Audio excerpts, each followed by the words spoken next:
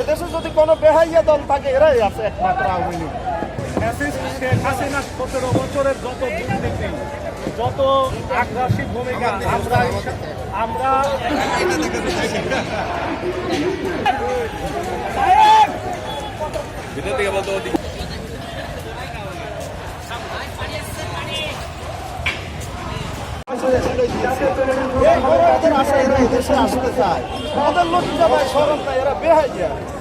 এদেশে যদি কোনো বেহাইয়া দল থাকে এরাই আছে একমাত্র আওয়ামী লীগ।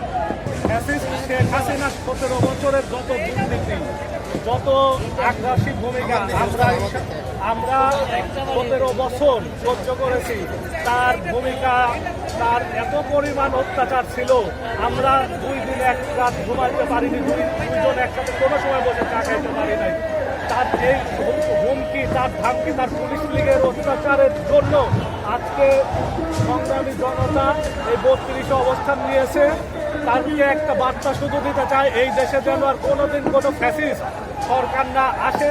ফ্যাসিস্ট সরকারের শেষ কি অবস্থা হয় সেটা যেন এই বাড়ি থেকে সবাই শিক্ষা নেয়। আমি শুধু এটাই বলবো, এবং সবাই যেন জনতাকে ভয় করে, বাংলাদেশের ভোটকে যেন আর কেউ প্রভাবিত কোনোদিন না করে।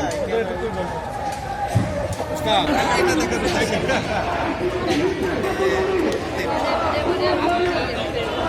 আমি দর্শনার্থী রাজশাহী থেকে